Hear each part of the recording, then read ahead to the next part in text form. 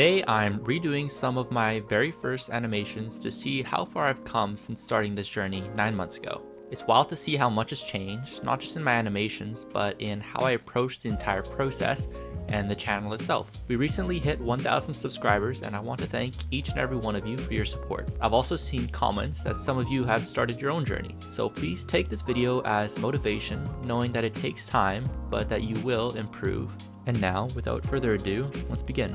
So the first animation I decided to redo is this TikTok right here. In this first animation, it was my initial attempt at a character, in this case a bird, interacting with their environment. You'll see that the movement of the bird is quite stiff and linear, also that it doesn't really interact with the leaf at all. In the remade version, I tried my best to take into account suggestions from back then.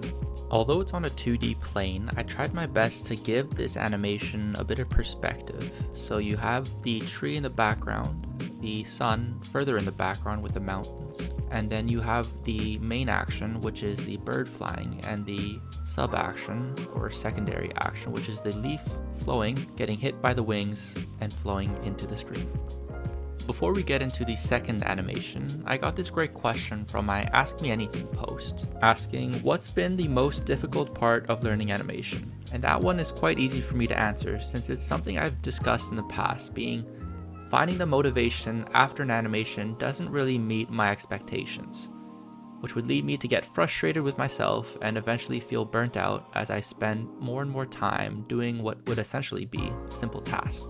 And this segment brings up an idea I've had for a while now, which is that I'd love to highlight a comment from every video. So today's highlighted comment, and the number one or first one of all time, will be this one, stating that I should animate in 24 FPS rather than the 30 that I've been animating in the past. And I have to say, you were totally right.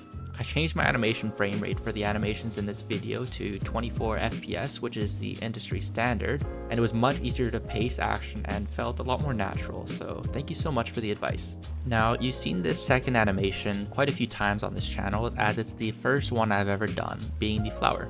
So instead, I'll show you a time lapse of the animation process itself. In the new animation, I wanted to have the focus to be on the flower and have the surrounding environment complement the main action. So you'll notice some subtle details like the flower bud growing into a heart, and I tried to create a ambient light as well from the light shining through the leaves of the trees. I really enjoyed this project and I hope to repeat it maybe sometime in the future, but for now, looking back to see how far I've come was something I didn't think would hit me this hard. Now, I want to hear from you. What would you like to see me redo next, or would you like to see me do something new instead?